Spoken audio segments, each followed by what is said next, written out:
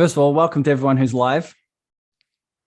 I'm excited about this because not only am I going to teach a few things that I haven't taught before, but offer some new concepts for everyone here to integrate a lot of the psychology, spirituality with marketing, with business. And the intent here is because at some level, you need to set some sort of goal, some sort of business goal, some income goals, some impact goals, and you're ready to rock and roll with them.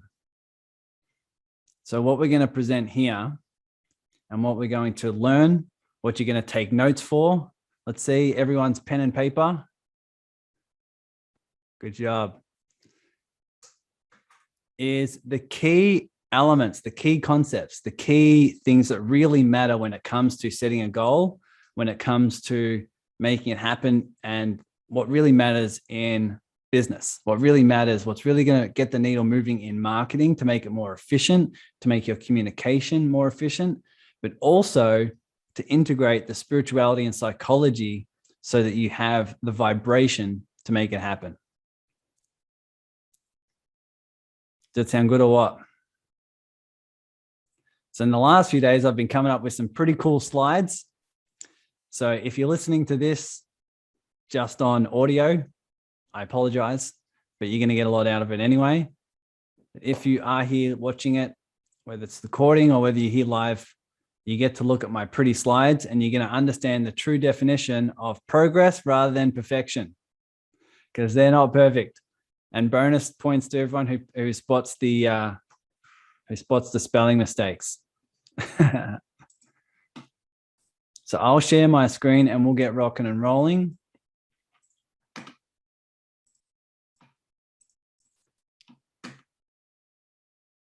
All right.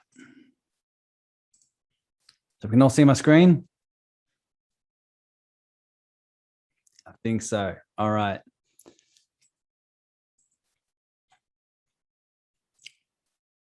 So why are you here? We're here to set some goals. If you're not comfortable with setting goals, perfect. This is for you, because we all know we need to. But you're here because we're ready to set some financial goals by the end of the year. And we're looking to do what matters most to achieve that. Because this is what I call the heart-centered CEO. That's what I call my program. It's the side of you who knows that when you follow your heart, you're looking to make income.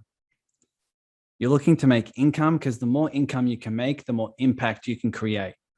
And vice versa. The more impact you can create, the more income you can generate. Therefore, the generation of income is not something we're super attached to, not something that identifies, in who we are, but something that we use as a tool to generate more and more impact that our heart's calling us towards. So how do we do that? Well, we're looking to do that by achieving a consistent flow of predictable clients in a way that's aligned with our heart's calling. We don't necessarily want to build a business that causes so much stress that's out of alignment, where we're using some marketing tactics, tools, and strategies that feel heavy, right? Or that feel just completely out of alignment, where your audience will resonate with a heavy vibration. So this is what we're here to do. So the challenge most people come up against, and a lot of people who are into business and spirituality will find themselves generally in one sort of category or the other. This is what keeps people stuck, is when we're overdeveloped in strategy. Now, let me hear from a show of hands, who here has found themselves trying to learn a strategy because at some level it'll help them achieve from a safe place? Who's ever been here? I know I definitely have. We're trying to learn from a place of safety, trying to learn from a place of, man, if I fail, I'm going to feel like I'm not enough. I'm going to feel like I'm not worthy. I'm going to feel like I'm not seen, not loved. Right? So we can get caught up in the strategy. We can get caught up in trying to learn things instead of offering some deeper lessons. But also, people can get stuck in the sky. meaning we meditate, we go on this deep spiritual path, and we don't ground it into our reality. This is what we call getting stuck up in the sky, right? When we're stuck up in the sky, we're trying to feel great all the time, trying to meditate, do all these different things in our spiritual realm, which is just as important, but it's also important to bring it back down here so that we can ground it, so that we can make a difference, and so that we can follow our heart's calling here, so we can integrate those lessons.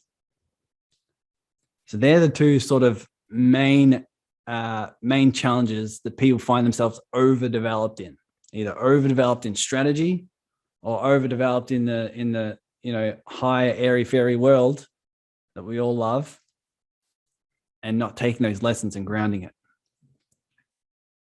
So the best way to build the business that's profitable and aligned is to integrate them both. Integrate both spirituality and business strategy. This is what I found. This is what I've been doing for the last 3 years. And this is why everyone in the serving circle and in my program, all these different things are benefiting when they integrate them. And that's what we'll be doing a lot here today as well, finding out how to do that. So how do we get there? This is what we're going to do today. All the realms of spirituality, psychology, planning, and marketing. Who here loves planning? And who here doesn't love planning? This is the dividing set. If people want to plan or they don't, it really this really counts. So being able to schedule some things is going to be really, really important, and it's going to be one of the tasks. But being able to integrate that in the form of spirituality, psychology, and then doing the things in marketing that matter most, so that you can effectively communicate, so that you can effectively reach the kind of people that you want to reach. Applied spirituality. This is the sort of concepts that you're gonna be learning, but this is the deep questions. Now, this applies whether you apply it to spirituality, psychology, or whether you just use it as a bit of a mind experiment, a thought experiment. Either way, you'll benefit from this. But I want you to just imagine, before you incarnate here on the planet, that your soul, your spirit, is one with source. And in order for you to expand, in order for you to grow spiritually, in order for your soul to expand, you incarnate here, and parts of your fragmented soul get spread across the planet. So I'm not sure if you guys have heard this types of concept before, but this is the kind of thing that is really going to benefit you, especially on the business journey. And I'll explain that in a little bit. But this allows you to become more whole by your fragmented self. All parts of fragments of your whole spirit are dispersed across the planet for you to start collecting, for you to start to integrate your higher self. So you can imagine all these types of fragments of your soul going across the world. And in order for you to become more whole, in order for you to become more of who and what you really are, you have to go on the journey, on the soul's mission, to go find those fragments and reclaim them. This is what the term, I'm not sure how many of you come across the term called ensouled. This is the merging of your physical self and your soul. So what's literally happening as you go on this spiritual journey is more aspects of your higher self, of your spirit, of your soul are coming into your physical body. Coming into your physical body for you to integrate into your life. And so this is the state of union for all parts of you. This is what we're just explained. So your healing, your ascension path is to find those fragments, reclaim your power, form your gifts, and remember the truth to who and what you are. So let me stop sharing for a moment so I can see everyone. Show of hands. Who knows what I'm talking about here? Who's making sense of this? Okay, great. Awesome. Good to know. Let me share my screen again. So this is important on the spiritual journey. This is also important on the business journey. And the reason being is because on the business journey, you're going to come across deeper fragments of yourself, deeper fragments of who and what you really are for you to reclaim, so that you not only reclaim who and what you really are, reclaim fragments so that your spirit and your soul can expand, but also so you have more to give. Also so you can serve at a higher level.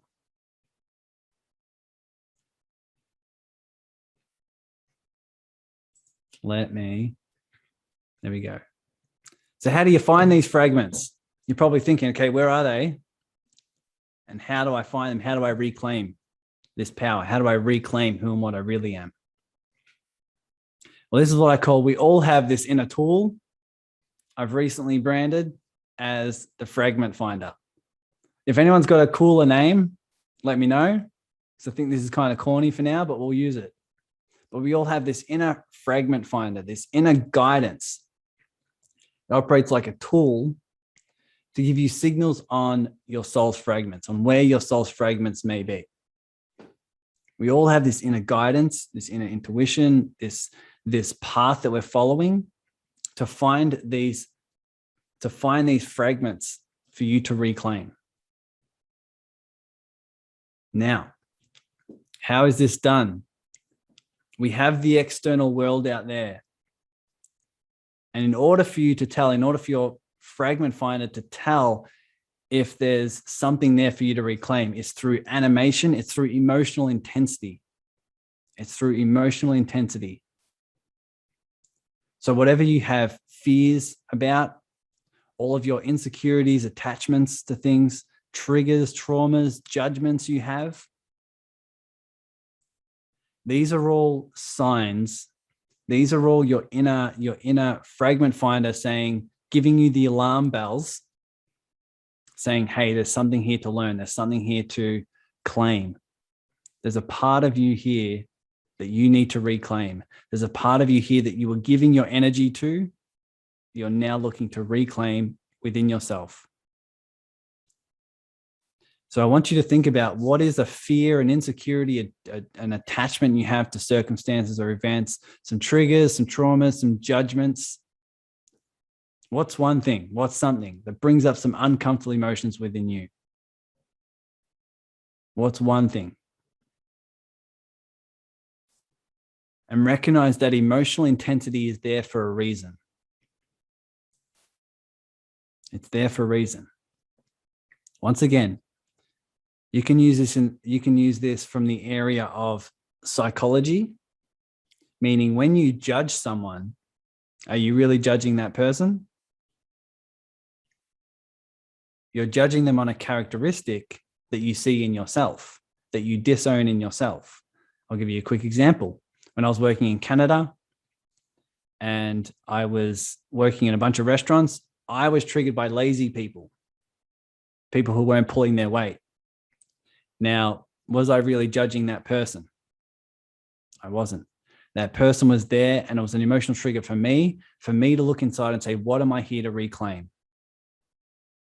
Obviously, the quote unquote laziness, the characteristics of laziness in them was reminding them of the judgment I have about myself, the side of me that can be lazy, right?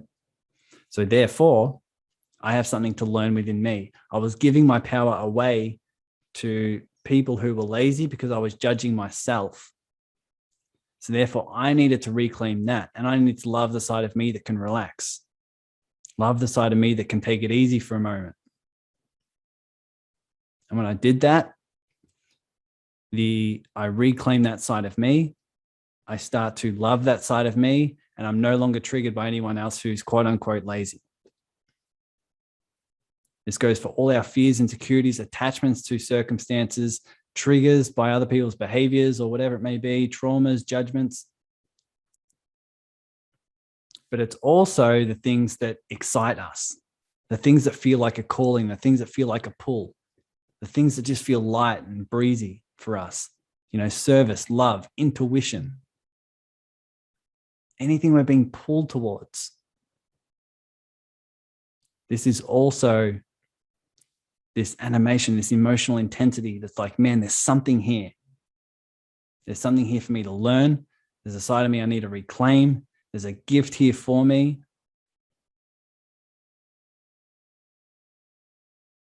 So these are all signals. These are all signals from that inner fragment finder that says there's something to reclaim here so that your soul can become more whole. So you can incarnate more of your spirit into this physical incarnation. This is the ascension process. Now, I know some of you are thinking, I thought we were going to talk about business. Weren't we going to talk about marketing? But let me ask you, can you see how important this is to understand on the business journey?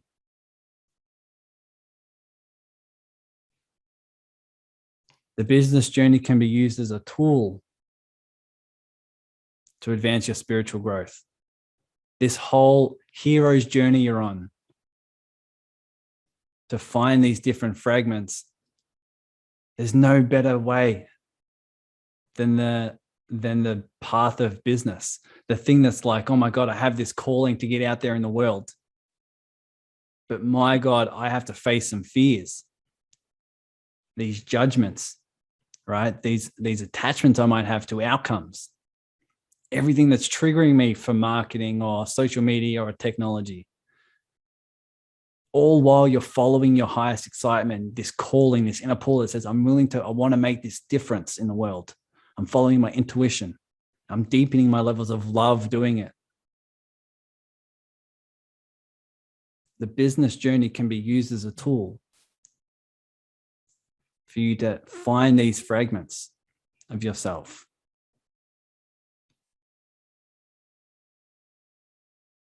Do we know what I'm talking about here, or is it just me? There's a possibility it could be just me. Hopefully this is making sense. Hopefully you can look at your world right now and start to see where is your emotional intensity, where is the circumstances generating some animation in you, so you can ask yourself some deeper questions. Some deeper questions on how is this helping me grow spiritually? Because the more you go on the spiritual path, the more you deepen your level of allowing and surrender, the more you're going to have just deeper levels of love, deeper levels of peace, deeper levels of intuition and guidance. That'll help you on your business journey. That'll help you with your marketing, help you with your communication. It'll help you with the vibration you send to your audience, and definitely help with the resourcefulness at which you help clients.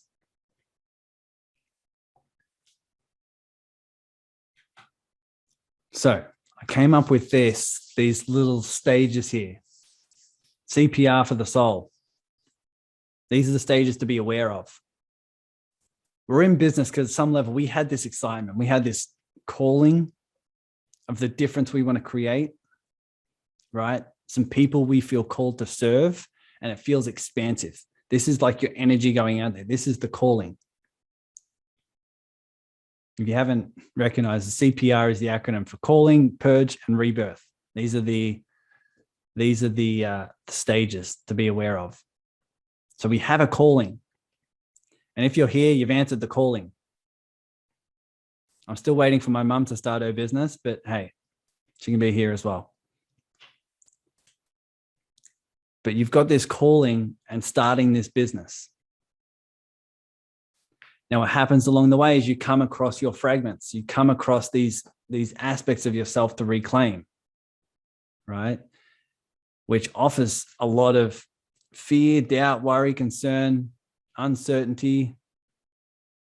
Now, in order for you to reclaim that side of you, in order for you to reclaim that fragment, to integrate it into your being so that you can become more whole, is the purging process.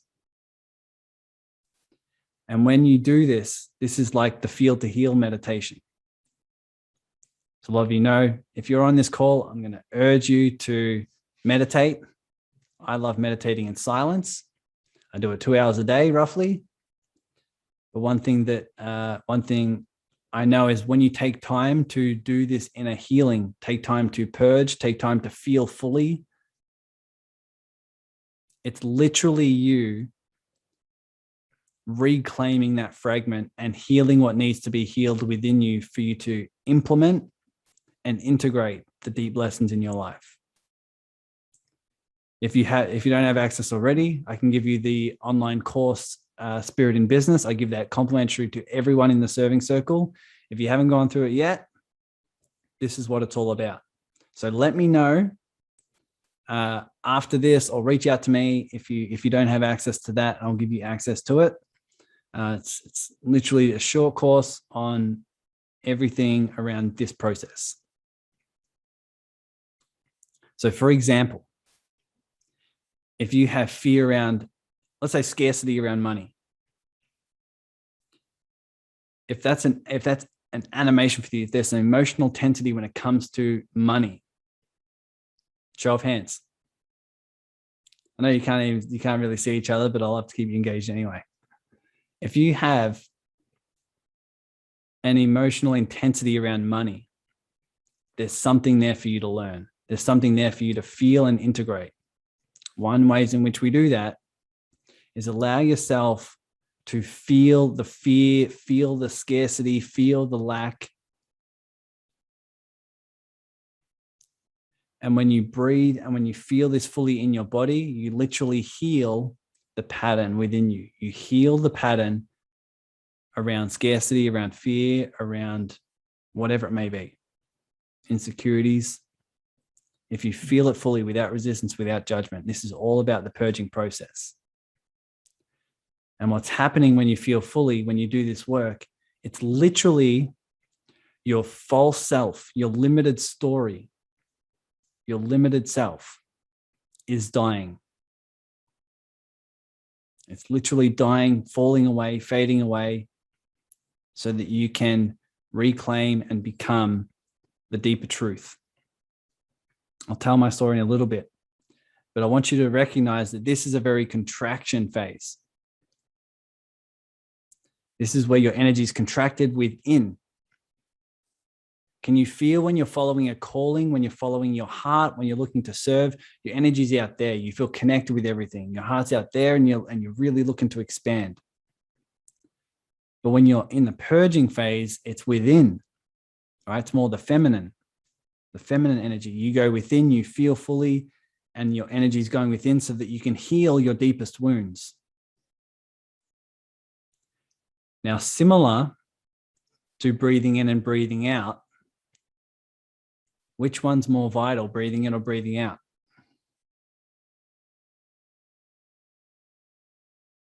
They're both necessary. You can't breathe out unless you take time to breathe in, and vice versa. You can't breathe in unless you take time to breathe out. It's exactly right here. Both are necessary. You have this calling to expand and get out there and be connected with the outside world, but you also have a calling to go within. So that means when you're feeling fear, when you're feeling scarcity, when you're feeling lack, when you're feeling judgment, when you're feeling everything, there's nothing wrong with you. You're not doing it wrong. You don't need to be fixed. It's literally the process of purging where you're going within to heal your deeper wounds, to heal whatever you need to heal in terms of the false self that says who and what I am is what I do. Who and what I am is what I have. Who and what I am is the opinions of other people, right? My safety is found in money. My significance is found in my achievements. These are literally the false self, the false limited stories we have about ourselves are dying. And that's what's happening when you're being triggered by those very things.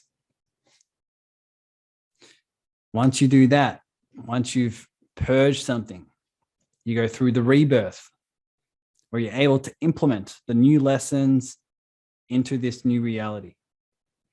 This could be different beliefs, emotions, decisions, actions. They're all aligned with more of your higher self, because energetically, more of your higher self, your spirit, your soul has come in to be housed in your physical body. And you're now ready to live that deeper truth, which also means you're ready to implement it in your business, in your marketing, in the way you serve clients. Can we see how this is necessary? And can we also see that all stages are necessary, including the purge? It's the one people fear the most. It's the one people try to avoid the most. But that's where all the healing is.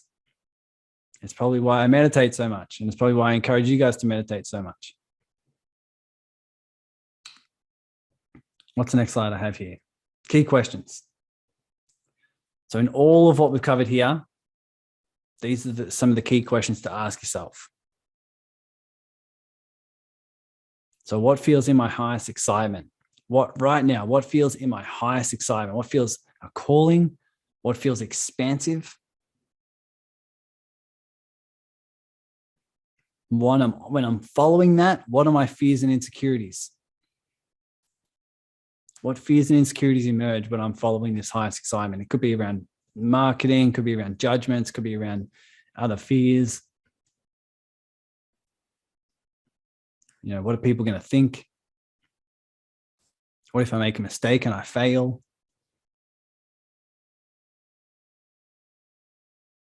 All right, so what does my mind fear will happen? I guarantee you, whatever your mind fears most is a highway internally into what needs to be seen, what needs to be seen within you.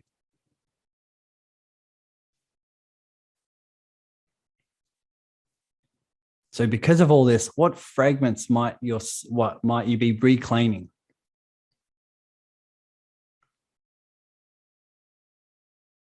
And then how am I integrating this? How am I integrating more of my higher self? It could be deeper levels of love, deeper levels of compassion, deeper levels of surrender. I can guarantee you, the more you do this, your levels of surrender, your levels of allowing will heighten. Can't not. Huge part of this process is just surrendering to life. Bit of a sidetrack, but one thing you'll notice when you do a lot of this sort of work, you'll find yourself stopping your meditations, your law of attraction practices, your prayers. There'll be less around what you can have and more around how you can give. Be less around what you can get and more around welcoming whatever the universe wants to manifest through you. It's so funny. Carolyn Mace says this a lot, but she's like, people use God like Santa Claus. They're just trying to pray because they're trying to get the things that their mind wants, which can be good to a certain point. But if you're here and you're doing this work deeply, I can guarantee you're ready for some deeper lessons. And those deeper lessons might welcome in a deeper level of surrender where it's like, man, you know what? A part of me might just surrender to any goals that I set here today. And what I'm going to do is I'm just going to welcome whatever the universe wants to manifest through me, including the higher level opportunities, the higher level of grace, the higher level of abundance that your mind can't see. So I'll urge you also, when you set your goals today, also leave a margin for magic. Also leave a margin for magic, because you set this and you set the container, but you're also like, man, I'm willing to welcome whatever. Welcome the lessons, welcome anything that might come, and also welcome in the higher level opportunities and abundance that your mind can't see. But what if you don't answer these questions? What if you don't go on this deeper journey, this deeper spiritual journey where you're giving deeper levels of meaning to your emotions and what's happening internally? If you avoid this, can you see the trap you'll find yourself in? What if you come up against all your fragments and you're like, I don't want to see that. I don't want to deal with that. I'm going to try to design my life so I don't feel it. I'm going to avoid it by going to food or drink, or I'm going to over-exercise or get distracted by this thing. What happens when you don't welcome in those fragments, those deeper lessons? You don't do the inner healing. What will that do to your energy? What will that do to your business? What will that do to your level of expansion? If you never go on the following your calling, if you never go on the doing the deeper healing and the purging and then integrating the lessons.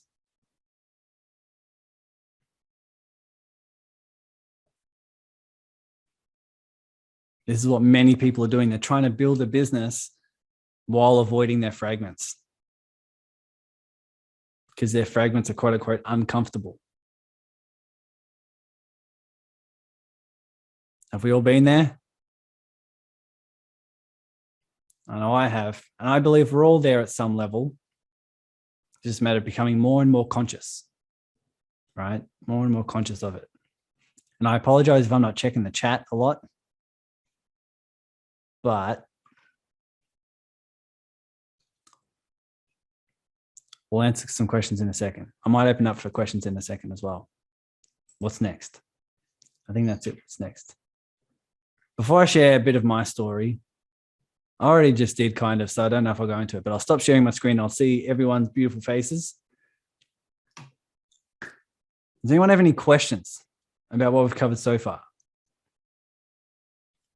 Feel free to raise your hand, unmute yourself if you have questions of anything that we've covered. So I want to make sure we're all on the same page. I want to make sure everyone's got some deep reflections going on. Any questions? Are we sure? For a show of hands, who here thinks that makes sense? Who here is following? Okay, great. Show of hands, who here has some deeper fragments that you notice out in your environment right now? We notice some fears, some insecurities, some doubts, some things that bring up some emotional intensity. Great. And can we see how powerful this can be to not only reclaim, but to heal what needs to be healed within us, to heal these inner wounds, right? To heal the limiting stories. Important stuff, hey? So we're going to pivot a little bit, shift gears. I'm going to talk more about how this relates to business, how it relates to marketing, how it relates to, moving forward with your business goals. So when we do this, there will be some repetitive nature, I bet, with a lot of things that you've already learned. For some of you, it might be new. For some of you, it might be repetitive. But I can guarantee you, the more you ask yourself these deeper questions, the more you'll get some insight.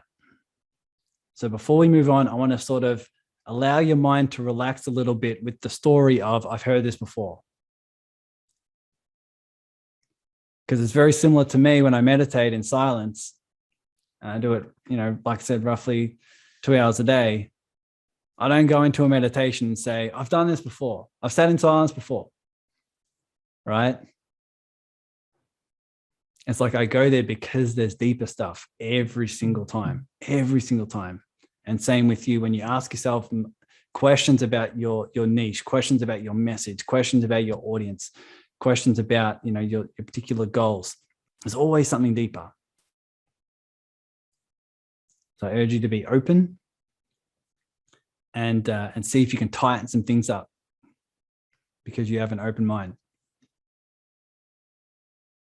All right, how are we going for time? I think we're going well for time.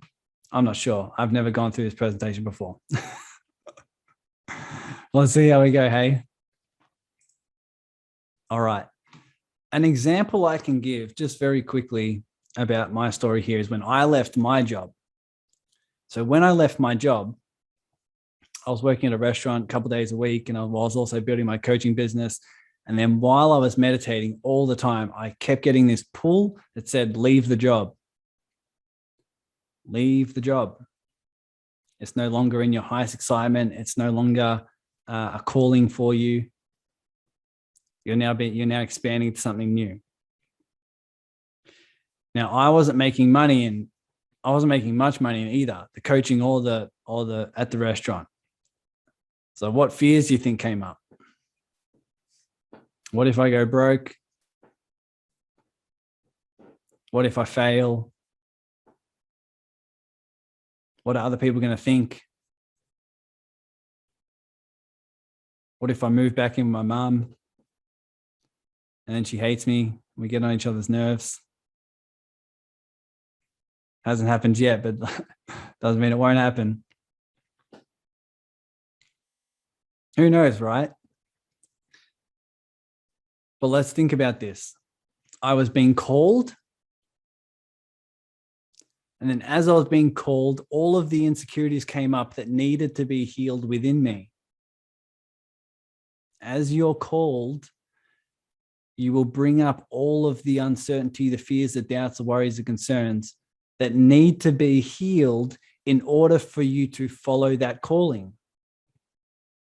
in order for you to go on that hero's journey.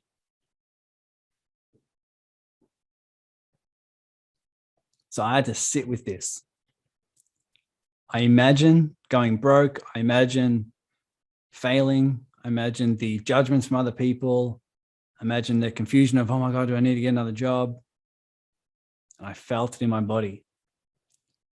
And as I felt it in my body, as I held a loving, safe space for it, I started loving the side of me who could go broke. Started loving the side of me who could fail. And as I started loving more and more sides of me and holding a loving, safe space for it, what do you think happened to the emotional intensity? Started drifting away, started fading away. Literally the false self that says my safety is in my money was fading away. Does anyone else have the story that their safety is found in their money? That their security is found in finances? What I started learning was that I am my safety. If I am the source of every dollar I've ever made, that means I'm my safety, right? As Michael Beckwith would say, I'm the apple tree creating apples. And if apples are the finances, I don't get obsessed about the apples. I get obsessed and proud about the fact that I'm the apple tree creating the apples. So that means I'm my safety. And that's what I was reclaiming. I was reclaiming the truth, the deeper truth, that who and what I am is safety. And as soon as I healed that side of me, that wound within me, as soon as I started to live that deeper truth, that's when I was able to have the resourcefulness necessary to provide that energy for my business, for my clients, to serve at a higher level. Because I was no longer marketing, I was no longer selling, I was no longer serving from a place of I need to make money to feel safe. I was now doing it from a place of I'm going to be safe no matter what. I am safety. Therefore, let's just serve. Let's just do whatever I feel is in my highest excitement, however I feel called to serve, including putting on calls like this.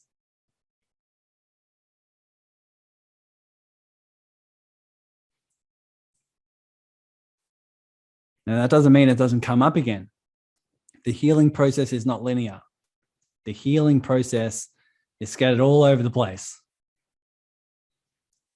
It's not linear. It's circular. It's in spirals. It comes back time and time again. It'll just have less intensity. But this is the journey. But can you see within yourself that you're being called to something?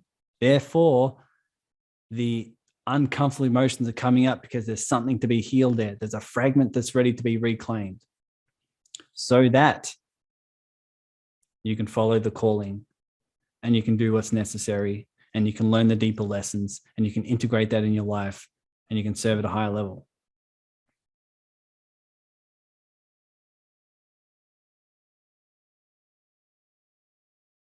Making sense? Good stuff. So,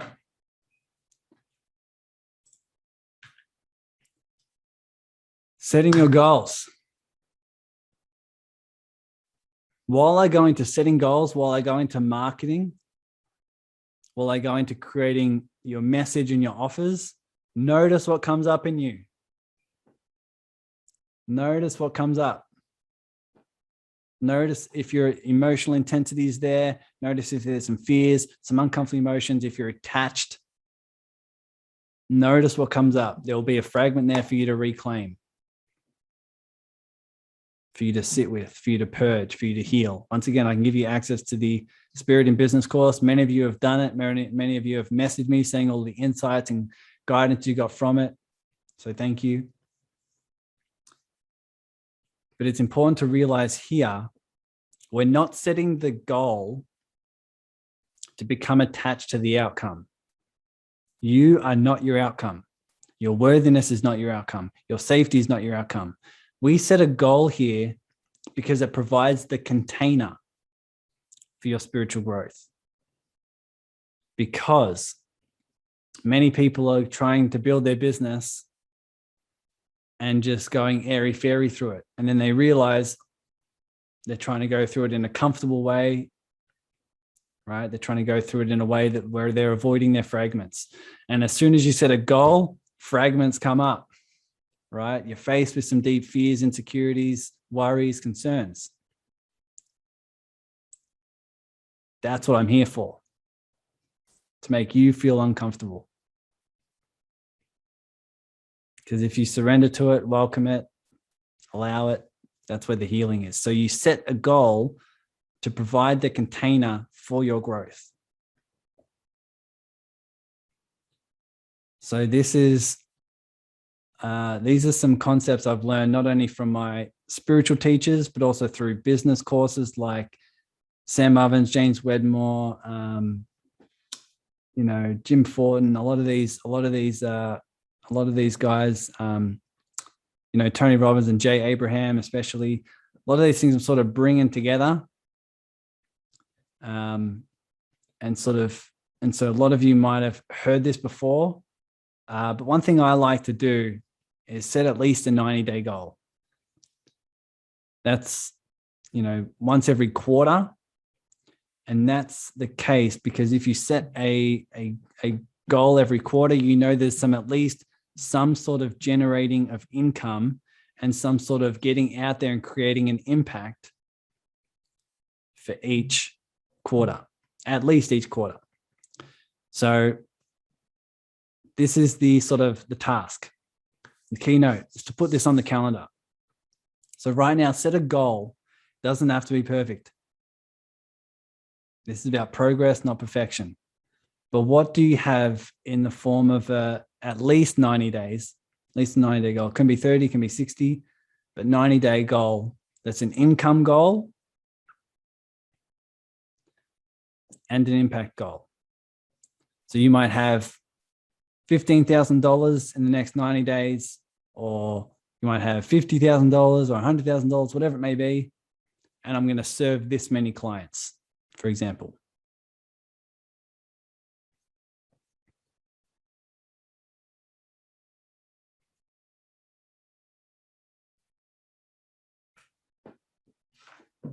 What is a goal for you that feels expansive? What feels exciting? What feels like to achieve it? I'm going to look back and say, man, I had to grow. I had to expand.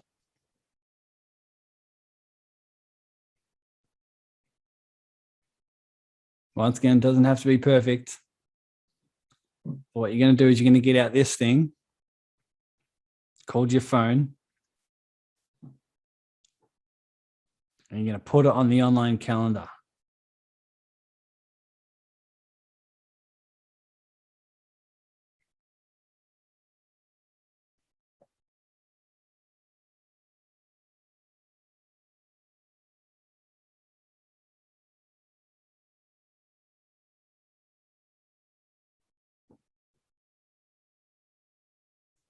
So when you put it on the online calendar, you got a time, you got a date, you got the goal. I'm going to reach this amount of income.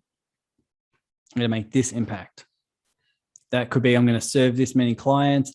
I'm going to, make this difference. I'm going to reach this many people. I'm going to donate to, this amount to this charity, whatever it is, what feels calling for you in terms of an impact goal.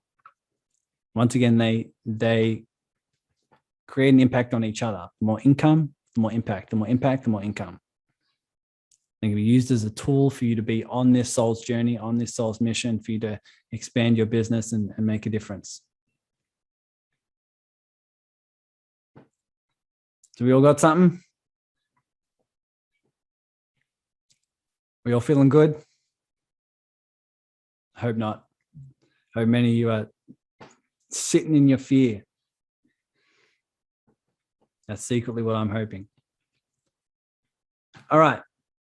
So the psychology of this, I want you to imagine it's the day of your achievement. It's the day of your goal. You've looked back for the last 90 days. You think, holy shit, my God, I can't believe I just created this. I'm looking at my bank account. The income's there. I'm looking at the testimonials. I'm looking at the messages from my clients, and holy crap, they're thrilled. They're thriving. They're loving it. They're asking how do they get more. I've already donated this amount to this charity, or I've reached 300, 1,000, 20,000 people, and they've all got this deep message. So I want everyone to just for a moment breathe into that. Breathe into the reality that you've just achieved it. Look back on your life, the last 90 days, 30 days, 60 days, whatever it is, and think, my God, what a crazy ride. 90 days ago, I was on this call with this crazy guy with his ginger beard. And he got me to set this thing.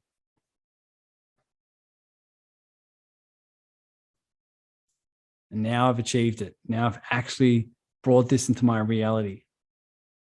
Now step into that reality and breathe in that feeling. Breathe in that vibration. You've already achieved it. Imagine getting up that morning, putting your feet on the floor, being like, man, this is what I created. This is my reality. What else is possible? What do I have to be thankful for? What am I now going to focus on? What am I now going to appreciate? How am I going to spread this vibration, this love, this positivity and energy?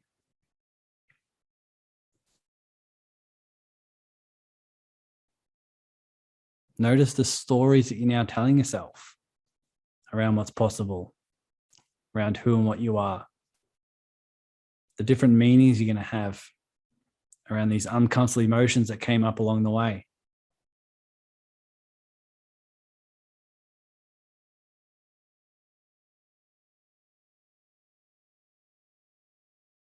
Breathe into that.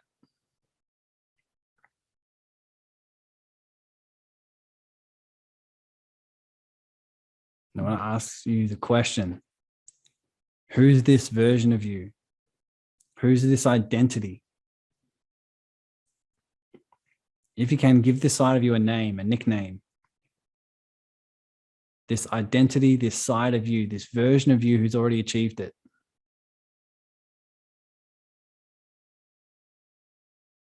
Feel into that side of you. And looking back on the last 90, 60, 30 days, from already achieving it, looking back, ask yourself, what did I do? How did I get here?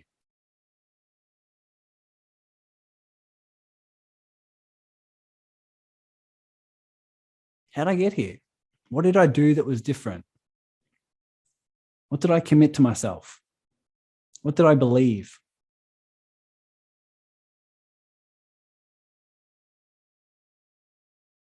What stories did I let go of? What fears did I face? What truth did I live? Once again, what did I do that was different? What actions did I take to get me here?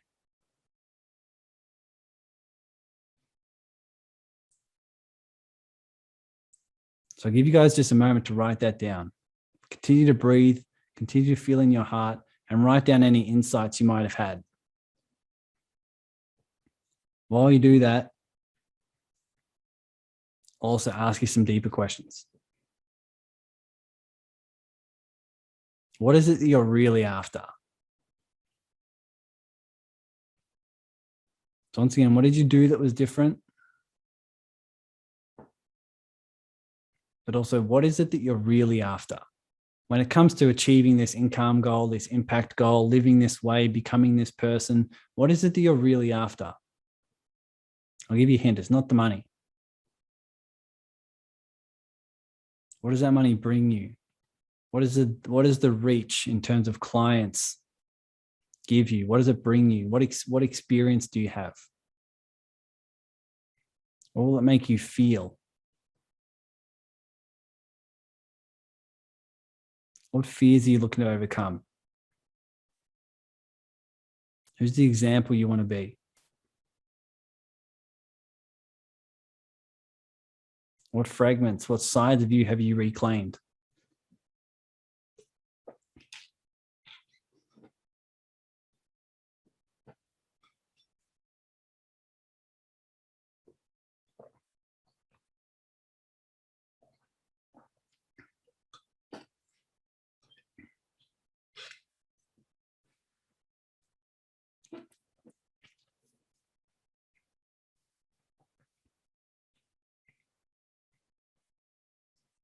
So this is important. It's important to realize, why am I really doing this? What's the real reason?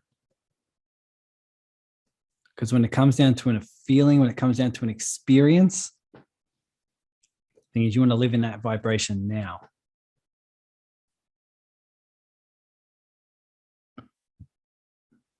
The mistake many, many people are making, including myself at times,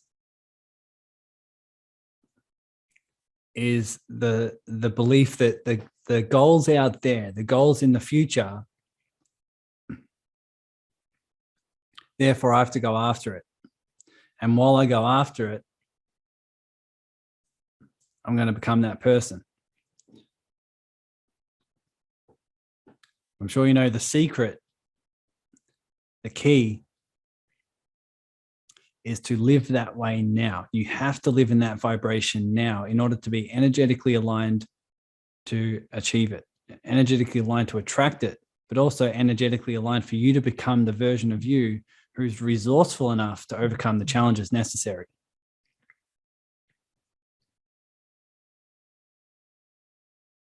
This is where your identity shifts. If you're already the version of you who's achieved it, you will become vibrationally aligned with the side of you who's already done it. Therefore, it seeps into your identity. I'm the kind of person who achieves this. This is now normal. It's now normal for me in my reality to make this money. All right, so a lot of people in my program are setting the goal of reaching at least 5 to 10K months consistently. And so the vibration that's aligned is, I'm that now. I'm the kind of person who can generate $10,000 in a month consistently. That's who and what I am. So therefore, my thoughts and beliefs, my emotions and my actions are already aligned with that. So can you feel even the shift here in setting a goal, stepping into the vibration of already achieving it? Can you start to imagine your life different? Can you start to imagine the relationship you have with your emotions in a different way? And also the actions and decisions you make are different.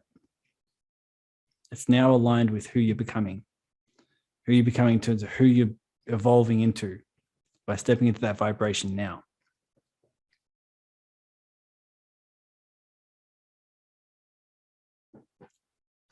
It's making sense. Hands up, who has any questions? I see you taking plenty of notes. Good stuff.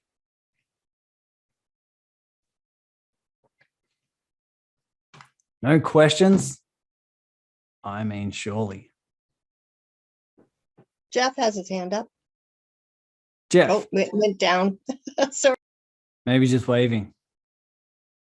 Jeff, do you have a question?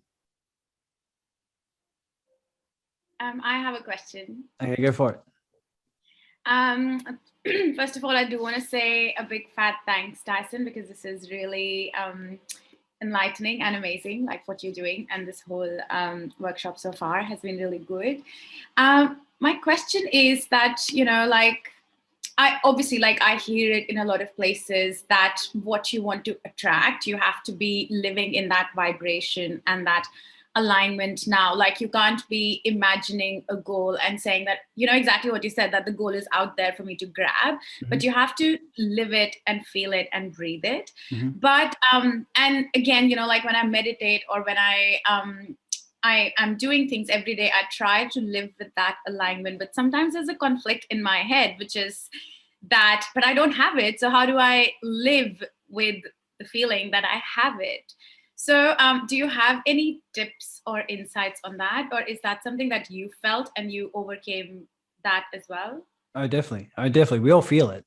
We all feel it, because this is part of the healing process. But it's a great question, because when you start to meditate and you start to do all of this, what will happen is what will come up will be the very things that we'll need to heal, right? So some people think, okay, my goal's out there. Let's say it's $10,000 this month. So my goal's out there, and it's like, oh my God, how do I feel it and live it when it's not here yet? But here's really what the pattern is coming up to be healed. The pattern is the pattern that values your external world compared to your internal world. It's the pattern that says, I need to see it to believe it. I need to see it to feel it. Right?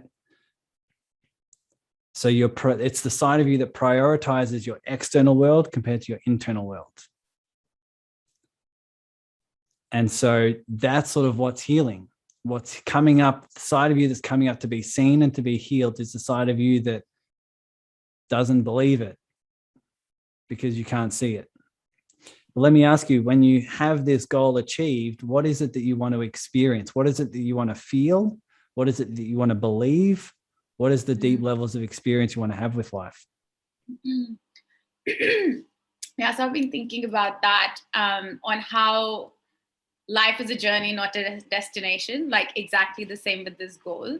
For example, when I do become a certified life coach and I've launched my business, I want to build a community, and how that will make me, and of course I want to serve clients, and how that will make me feel is, like that it'll basically, in a nutshell, make me feel really content and satisfied that I'm serving, my life has a purpose and it has a meaning. And I love to inspire others, so I'm sharing that gift with others, and I've been able to impact however many lives in a good way, if I have in any way at all. And I think that's really how it's going to make me feel at a deeper level. But of course, along with that, there's another personal satisfaction, which is that I wanted to do it and I proved it to myself that I did it. Okay. That, I made a successful business, or I could create a community of people, or I could change or impact some lives. So it's that satisfaction at a personal level. Perfect. Who here, for a show of hands, who here also wants to have the feeling of having this deep level of mission, of purpose, of passion, who he wants to achieve that, wants to live that way. Awesome. Now, Denise has the sort of surprise face as her emoji. I don't know what that means, but I guess that's a yes. Mm-hmm. Anyway, well, when you have this belief, when you have this feeling like, man, my life really has a purpose, I have a mission, I have something that I want to create, right? This is what you can experience. And what you're starting to let go of is the story that I need to achieve what my mind thinks should happen in order for me to experience this, right? So your mind will say, yeah, you can feel that, but you have to achieve this first. What you're starting to learn and welcome in is the realization, like, I can have a deep level of experience. Like, do you think people who, like, yogis who meditate, or let's say, ancient masters who meditate, can they feel a level of abundance, a level of freedom, a level of meaning, mission, purpose by sitting in a garden next to a tree? Right? Definitely. This is what we can experience now. Oh yeah, question. Yeah, I got one question. What's your take on, like, because to be honest, like, those things, like, they don't do anything for me anymore. Like, having, the clients, having all this stuff, like, I know it's not the thing that's going to make me happy or a thing that's going to change my life. Yeah. It's like being happy and content with having absolutely nothing, because those things can be taken in any way, at any time, at any form. So it's like, would you say learning how to be happy with what you have brings more in manifesting what just comes? You know what I mean? What's your experience with that? Definitely. I think everyone's got a different, everyone has a different path in terms of what feels expansive to them at the moment. So some people have it feels expansive for them to set a goal and go after it and achieve it. And a lot of people, it will feel expansive to them because they've probably never set goals before. They would have, but they might have, half done it or half committed to it. But now it feels in their expansion, they're reclaiming a side of them that they've disowned by setting a goal and being like, I'm committing to this 100%. Whereas some people, it might be in their expansion, they may be addicted to outcomes and circumstances, and they've built the muscle of achievement where it's now in their expansion, and it's now they now need to reclaim the side of them that isn't so attached to outcomes and so attached to achievements. And therefore it's in their expansion to be like, you know what, let's let this go. Let's let this go and breathe for a little bit. Let's let this go and let's sit in the void for a bit. Let's sit. Yeah, because it was funny. Whatever. Like, when I stopped looking for clients, they would start to come, and I just enjoyed what I did. It was just like, oh, and then it just kind of happened, Yeah, totally. That's awesome. Hey, and it's such a good level of expansion as well, to be like, you know what, when I let go of this, what happens is actually more comes to me. And that's why when we also set goals, we also leave that margin for magic, where we set the goal, but we can also surrender to, this doesn't mean anything about me. And in fact, I can welcome in so much more. This is just setting a container, right? It's setting a container for a particular part. Would you say sometimes that, like, I'm curious to hear your experience with, sometimes, say, if you're not getting the goal or the clients met, it's almost like the universe or God's way to get us to feel the fear, the pain, so that we can vibrate at a higher level? Totally. I think everything happens for a reason. Everything that we feel and experience on this journey is a way for, at some level, for us to become more whole so that we can love more deeply. That's really what I found. Not only with me, but the hundreds of people I've worked with in this short period of time, is really been, every single thing has offered them a deep level. It's just a matter of going inward and being introspective and saying, what am I learning here? What's the deep lessons? What fragments of me am I integrating in myself? And how do I how do I integrate that into my life? And it really is a deep reflection. Because it's like if the universe were to like give you all the clients and everything, and then, you know, we were attached to that, well, it wouldn't probably serve us, because then it would be the same cycle of like, now I'm back to where I feel if my clients get taken away or whatever, you know what I mean? Yeah, you got it. Oh, cool. You got it spot on. We'll move on for a moment because I've got a few more slides to learn, to cover some topics for the marketing, the messaging, creating offers, this sort of thing. And then hopefully at the end, we'll also have some more time for questions, Q&As, that sort of thing. I also want to see if you guys want to have accountability buddies, we'll organize that as well. So that'll be fun.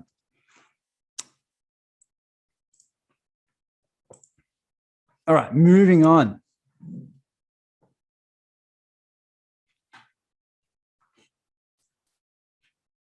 So marketing. So obviously business at times is not comfortable, but it's pretty simple. All right, it's not comfortable all the time, but it's generally pretty simple. What it is solving problems for people.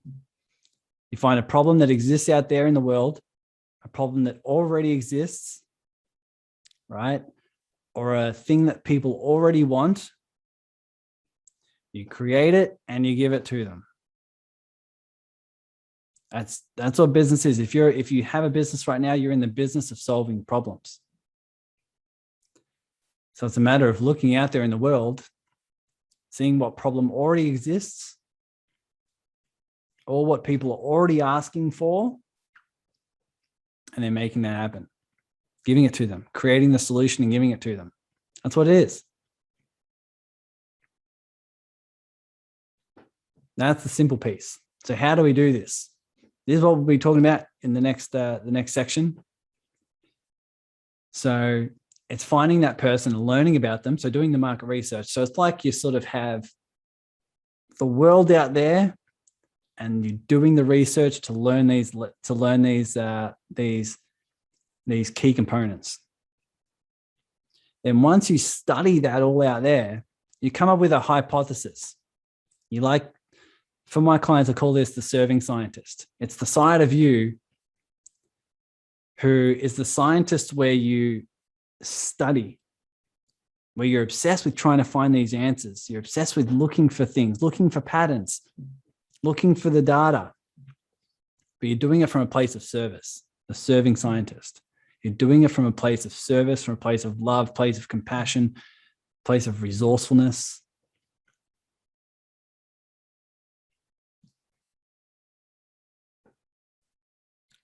And you're doing it, the hypothesis you're coming up with. There's three components: the message, the offer, and the result. So you put out a hypothesis that says, if I put out this message to this person and I offer them this thing to help them get this result, is it going to be effective? That's all you're doing. You're looking at your niche. You're looking at this segment of the market. You're saying, hey, if I put out this message to them and I offer them this thing to help them get this result, how will they respond?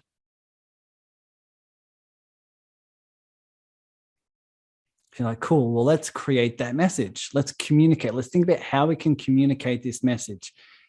Communicate it for the problem that they have right now,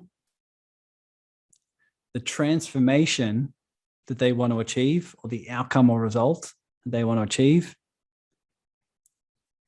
and the vehicle, meaning how we're going to get them there. Right? The vehicle is how we take someone from A to B. So if I was to communicate, how can I communicate the problem they have right now with the transformation they want to have, and also communicate the vehicle that's going to help them get there? How can I communicate that? That's the message.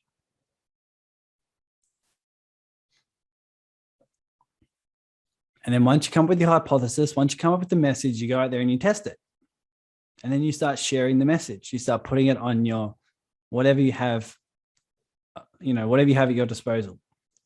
You may have Facebook groups, your Facebook personal page, or a business page, or an Instagram, or social media for YouTube and videos. You might have a blog. You might have an in-person community. You might have, forums, groups, online groups, whatever you want. You put out that message to people. You might just text message 10 people.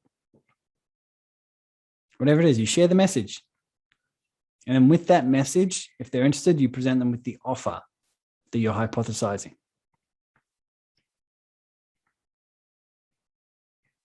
And then as you do that, you rinse and repeat. You put out the message, you test and tweak, you see what works, you see what doesn't work, you learn, you grow, you evolve. You go back to the hypothesis, you test the message, you test the offer, you find different ways to communicate, and you get more feedback, you get more data, you get more ways to test and tweak until you're more and more tight with your communication, you're getting more and more tight with your offer, more and more tight with the clients that are jumping in for your programs and your courses, and you're serving them at a higher level, you're learning from them, and you just rinse and repeat. And there's going to be one or two things with each time you put out the message. Either one, going to achieve the outcome, or two, you're going to learn the lessons needed. The real trick here is being just as okay with either option. Is it true sometimes we get more growth from the lesson than from the desired outcome? And if you're here to serve, in business, you're in it for the long haul. You're willing to go through the lessons that are needed, not only internally, but also externally in terms of your market and your research, your clients. You're willing to go through the lessons that are necessary. And once again, you do it from a place of love, a place of compassion. You do it from curiosity, from generosity. This is all for service. So you're either going to achieve the outcome or learn the lessons needed, and you're just as okay with either or.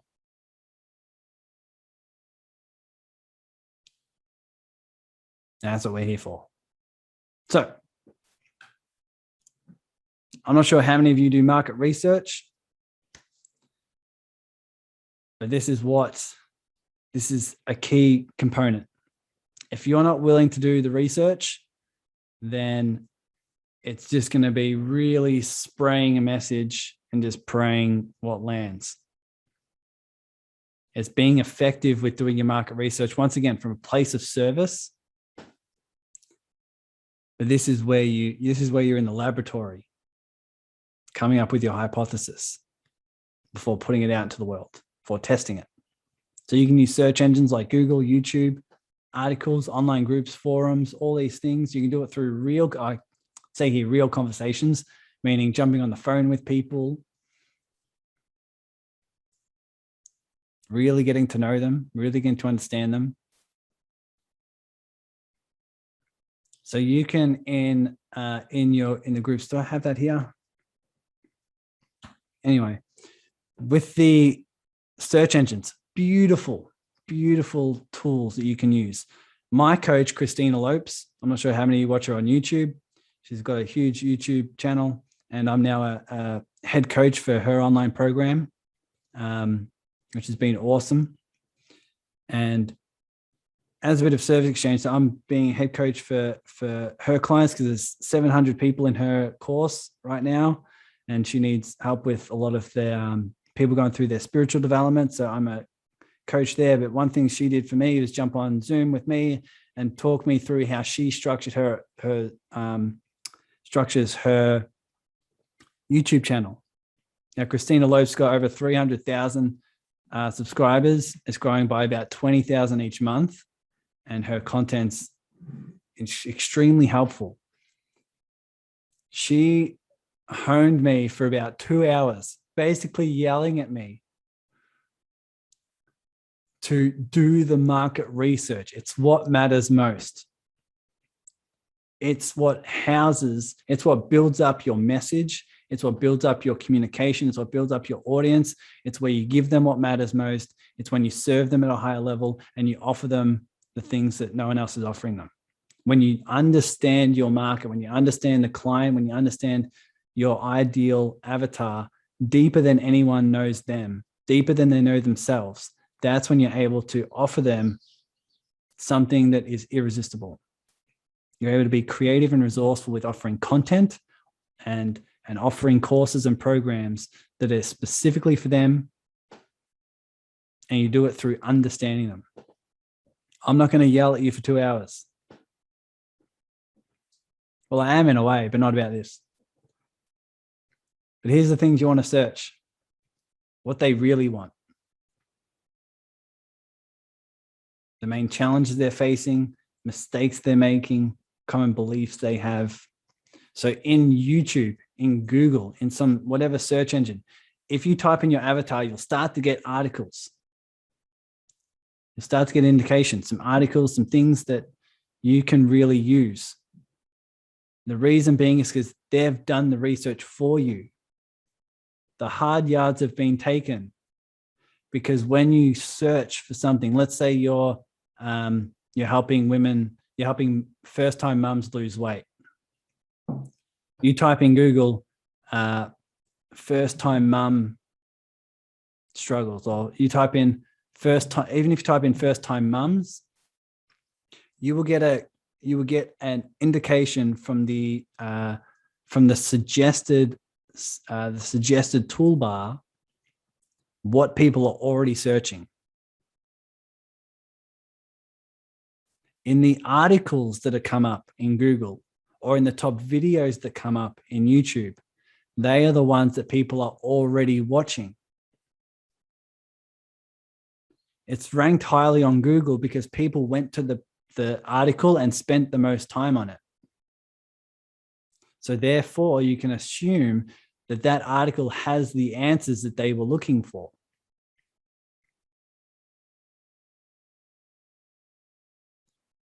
But even on the videos, even in the articles, looking at the comments, searching through and seeing what are the patterns that people are saying, what are the reactions people are saying, what are the things that they want that they're not being served right now.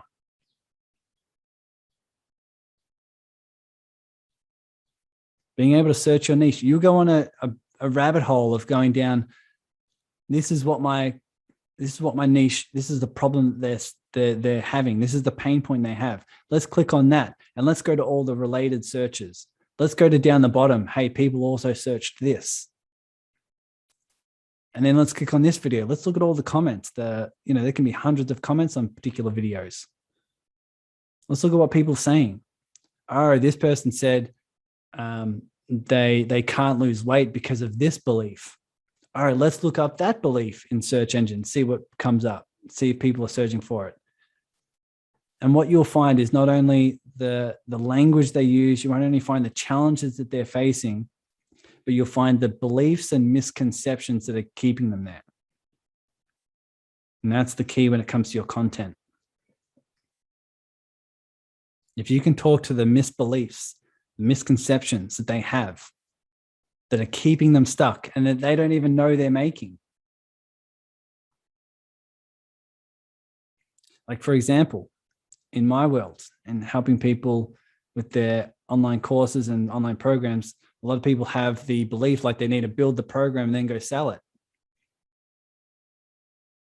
But they can spend 3, 6, 9 months building a course that no one wants, and then it just wastes a lot of time. Whereas what I love doing and what my clients do is they build the course while people go through it. So they sell the course so that people know they want it. And then they build a course as people are going through it. Now that's a mistake or belief that people don't even know they have.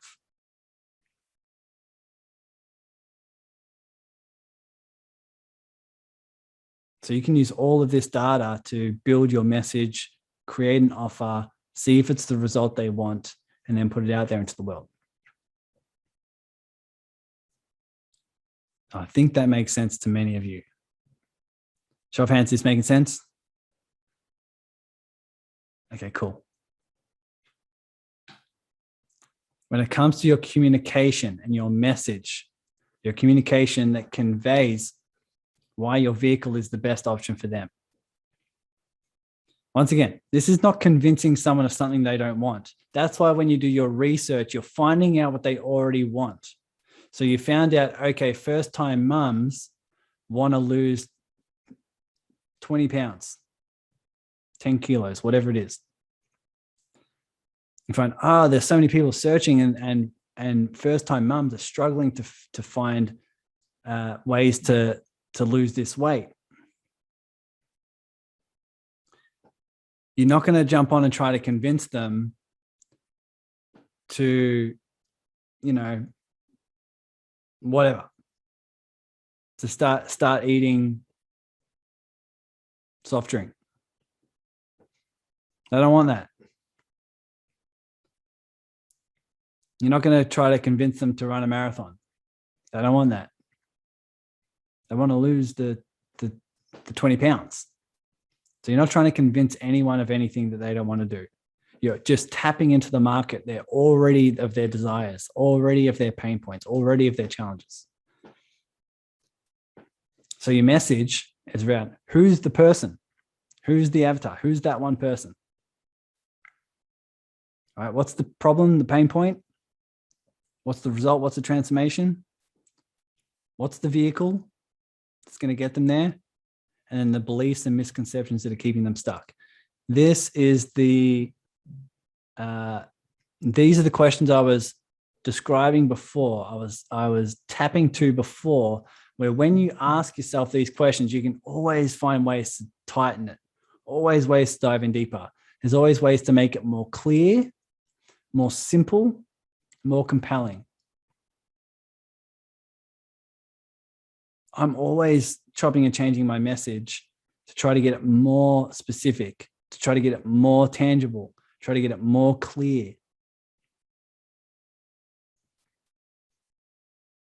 I put it out and I test it and I see what people are going to, how people are going to react.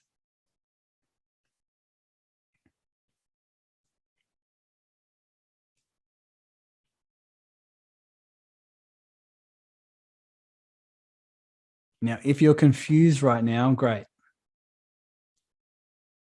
If you're frustrated right now, great. If you're feeling excited, great. No matter what you're feeling, it's perfect right now.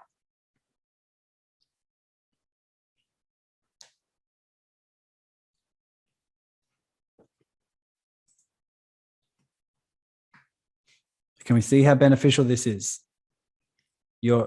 This is what I started noticing.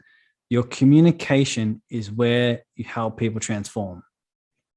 This is why it's so important for the market research and to work on your communication, is because when you put out a message and someone's like, oh, I never thought about it that way, and then you allow them to take a call to action, that's where the transformation begins.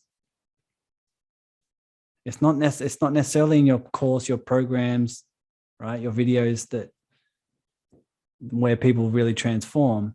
They transform here in the first piece of your message, the first piece of your communication, reaching out to them that says, hey, if you're a mum that wants to lose 20 pounds, you might be struggling with this. But as you're struggling with this, it might be because of this belief and misconception you have, right?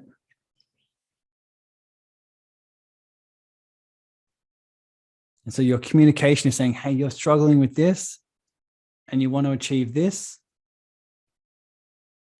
You might be stuck here because of this misbelief and misconception. And that's why I've created this vehicle that's going to take you from here to here.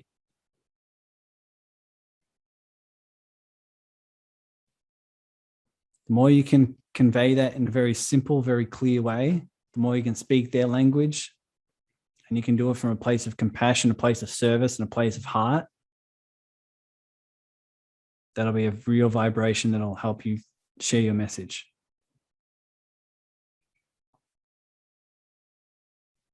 So I'm happy to go into questions in a minute because we're almost done. I want to lastly, hang on, what have I got here? I'll talk about the offer in a little bit. This is important. Put it out there and test it. And whatever channels you have right now, and keep track of the feedback.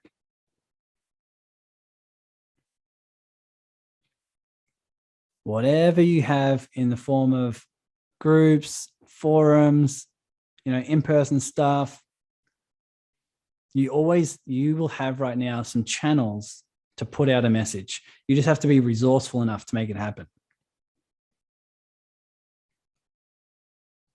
You have to be resourceful enough to make it happen.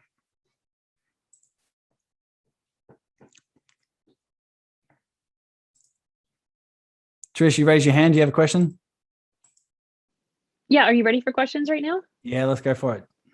Okay, so I've been resistant to the ICA. Not that I haven't done it, I have, but I'm just not loving that well, let's put it this way. I'm not loving the way that some of the ICAs that are out there as a template, for example, really, force you to refine down to so many of the physical indicators of your ideal customer, right? So for example, yes, it also talks about how they're feeling and that kind of stuff. And I'm okay with that. ICA is ideal customer avatar, Deb. So where I've been challenged is that, in my space, for example, I don't want to differentiate between men and women.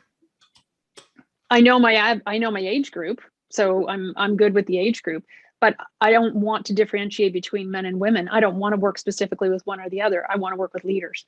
So there's an element for me that it feels like it should be more energetic in nature than this, let's nail it down to they live in the Northeast of the United States and they have brown hair and they're a male. Like it feels like it doesn't, it's possible that it's a resistance that I have. It feels like a resistance to it not being aligned.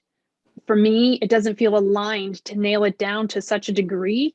And I understand the whole premise. I get the Lululemon story. I know the more I refine it, the more I attract other people. I don't want to go into the market and say I only work with women or I only work with men. I don't want to do that. Great. And the great thing is you don't have to, right? You don't have to.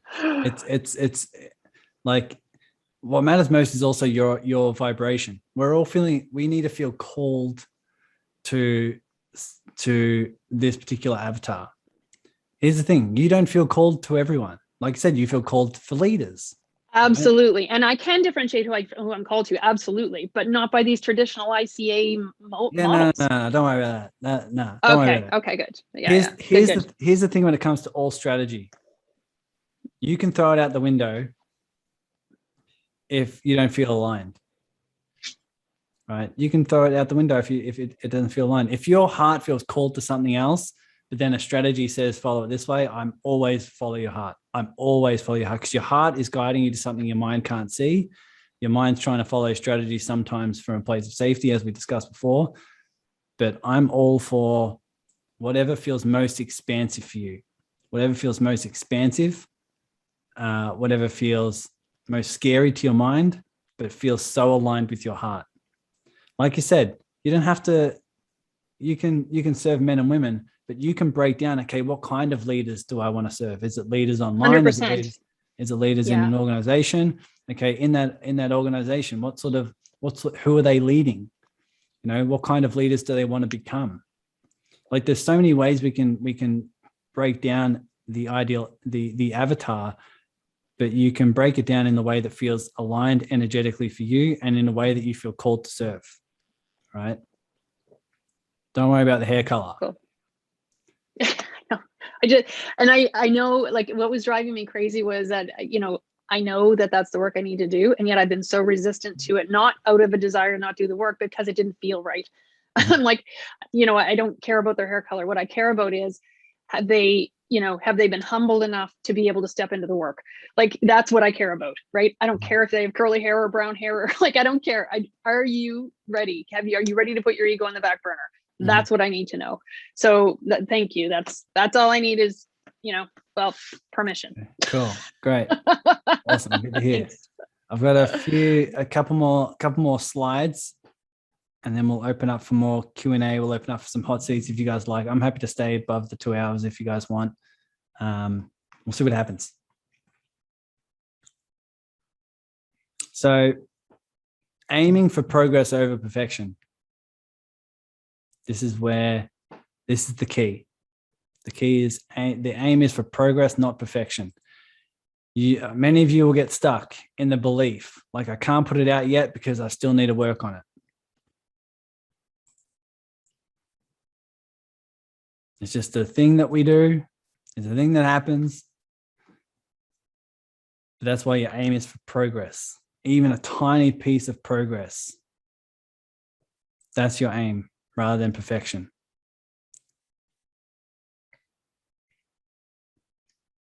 I'm going to move on now. Hopefully that lesson's landed. But always be open for feedback and always test and tweak and always track the feedback. That's why those of you who are in my program, we give out that Excel spreadsheet. The Excel spreadsheet is just allows you to keep track of everything that you've come up with your market research. If you're not tracking it, how do you measure it? All right, the offer.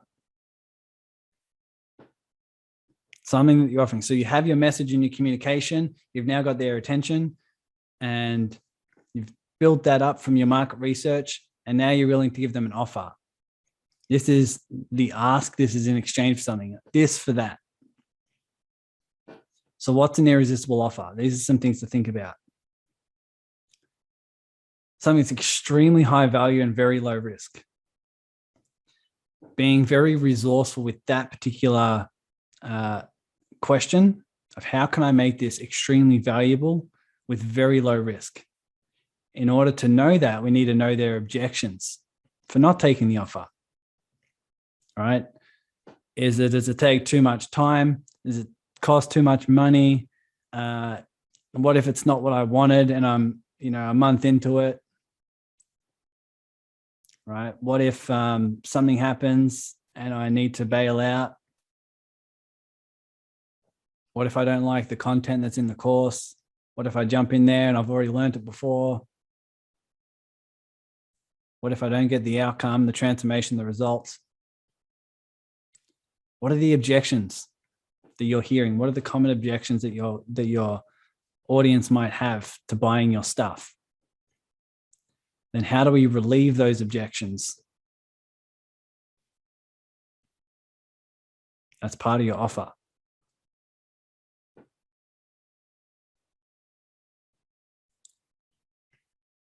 Here's what I love. What would make them feel like they're ripping you off?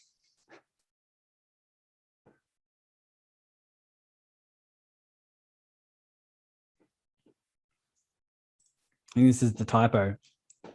What would make them feel like you're ripping them off? It should be the other way around. What would make them feel like they're ripping you off? Like they're getting such a good deal. They're getting such a good deal. They're like, this is a no-brainer. I can't believe you're giving this to me. Even just as a thought experiment, what would give that energy? Just think about how much you would present that. Think of the energy you would present that.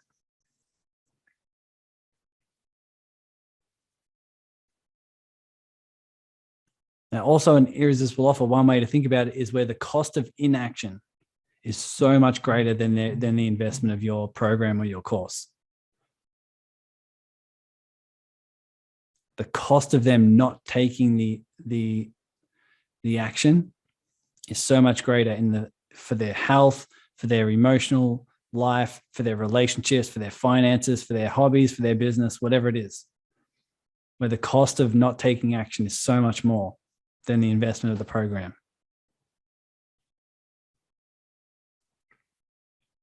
So these are some things you can think about.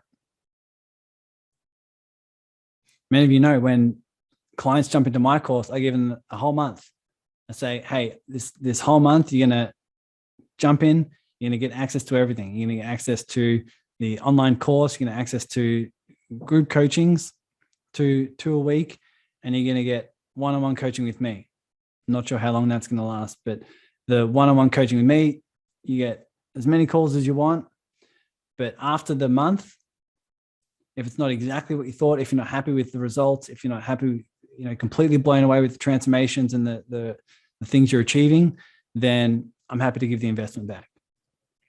The reason being is I don't want people in the course who aren't energetically aligned, who aren't fit, who aren't getting the results. So what matters to me is the transformation. What matters to me is your sales expansion. If that's not happening, we'd rather use that investment for something else that is aligned. What are some things you can put in place that relieve the objections of your audience, of your prospects who are jumping into your course? Just some things to think about. So, to reach your goal, how many offers do you need to make? How many conversations do you need to have? To reach your goal, to serve this many clients, how many offers do you need to make?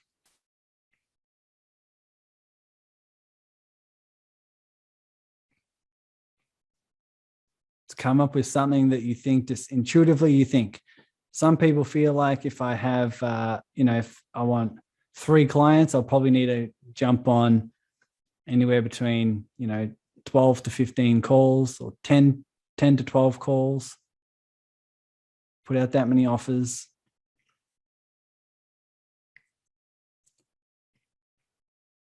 How many conversations do you feel like you need to have? How many offers do you feel like you need to make?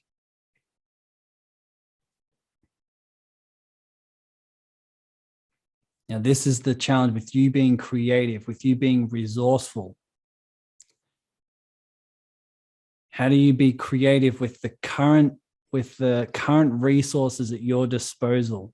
How do you be resourceful, creative, fun, playful, passionate, energetic enough where you can use those resources to generate this amount of offers, to generate this amount of conversations? And seeing this as a challenge to help you grow. Every single challenge when it comes to business, finances, marketing is a challenge for you to expand. It's a challenge for you to grow. It's a challenge for you to evolve into the version of you who you're becoming. Can we feel that?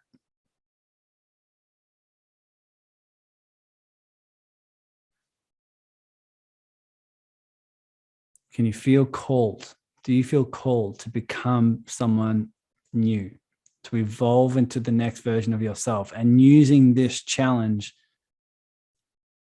to evolve in that way? To face these fears, to face these insecurities, to face these doubts, and to evolve into the version of you who's operating from a place of more truth, more and more deep levels of love, more and more deep levels of compassion, of true service, deeper levels of surrender and allowing. So how is this challenge helping you grow?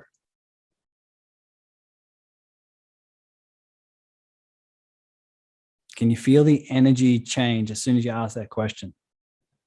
Because when we learn strategies, trust me, I've been learning this a lot, teaching this a lot, and I can feel the energy shift when we're learning strategies and your mind goes straight to the question, how do I do this right?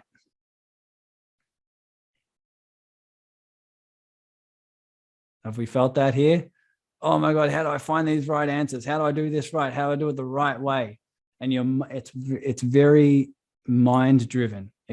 Strategies very quickly drift into your mind, but then we go back into our heart and say, how is this helping me grow? How is this helping me grow so I can serve at a higher level?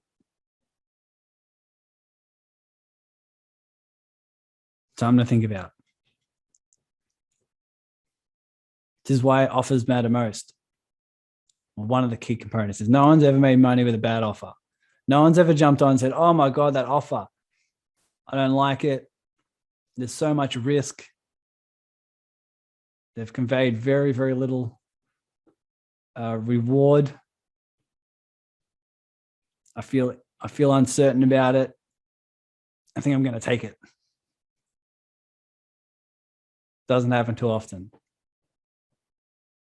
But with an irresistible offer coupled with really tight communication, really effective communication,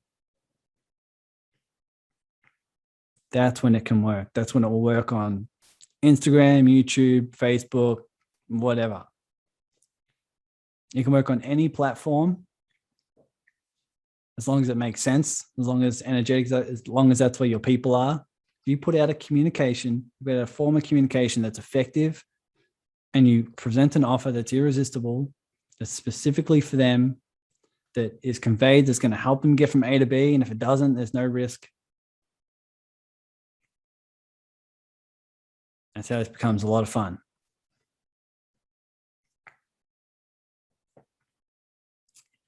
Moving on, your tasks. This is where we bring out our scheduler again. This is what I recommend to you. This is what I offer you. This is your challenge. If you really want to take this to the next level, if you really want to implement this, if you really want to get the results and achieve the outcome, this is what I recommend. One is to schedule each day, schedule daily your meditation, because therefore you'll be taking the space to do your inner purge, to do your inner healing, to reclaim those sides of you, to welcome in your higher self, to reclaim those fragments. That's what's necessary, is to sit in silence, sit in meditation, do your deep practice. If you're just starting out, here's what I recommend. Sit down for an uncomfortable period of time for your ego. Whatever your ego freaks out about and says, I can't sit for that long, sit for that long. That's what I would recommend. If you don't know what the hell to do or any time frame, go for 30 minutes. 30 minutes a day. And you have the mentality, instead of trying to fit meditation into your day, revolve your day around your meditation. That's what I've been doing. And I know I don't have kids and I don't have many responsibilities and I'm just a loose cannon at times, but the 2 hours a day, that's by being my mentality for 2.5 years, is 2 hours a day. My day's going to revolve around my meditation. That's my commitment. I've seen everything else start to shift. Everything will shift externally because of that work you do. I also recommend at least twice per month. I've got it scheduled in my calendar weekly, but to do at least a form of market research consistently from a place of service. You need to fall in love with serving your clients. You need to fall in love with getting to know them. So schedule at least 30 minutes. You can do an hour every 2 weeks. Having the service to go in and learn more about your clients that you love serving.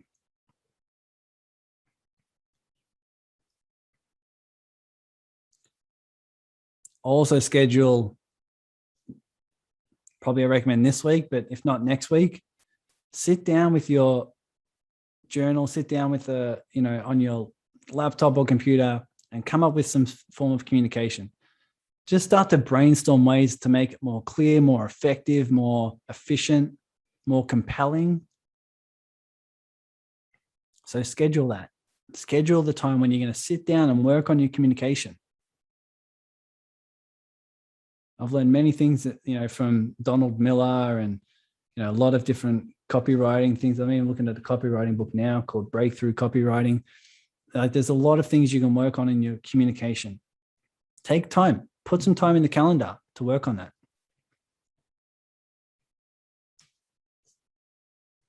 Some other things to schedule: when you're going to share this message, so when you're going to put it out there, and then how you're going to do your outreach. How you're going to outreach to the people who respond to the message and give them the offer. And have a smile on your face, for God's sake, when you're doing it.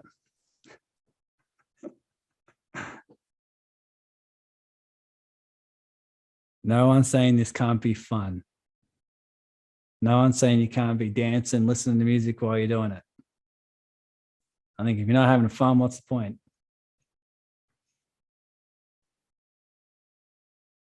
So scheduling these things, putting it on the calendar and saying, I'm going to commit to myself.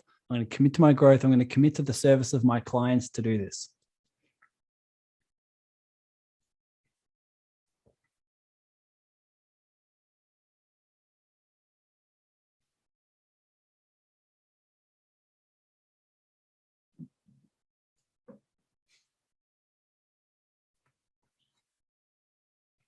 Who's in? Cool. So that's what I would recommend. Now, for those of you who are live, we're going to go to doing some tasks next. So put your key action items on the schedule and become outcome focused. What's your outcome? Focus on the actions that are going to be outcome focused.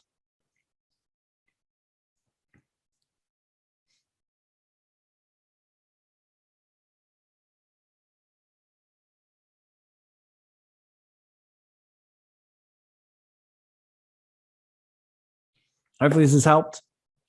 You got some key insights. I'm happy for everyone to stick around if you want to do Q&As and if you want to match up with accountability buddies, all these different things. Hopefully this helped. Hopefully you've got some really, really cool insights, really key questions written down that'll help you expand. If you need to look at the slides again or whatever it may be, the recording will be up. We'll depart by, for everyone who's listening on the recording, I'm going to hang out with you guys for a little bit for who's hanging out live with me. But thank you for being here. Go out there and serve. Thanks so much, guys.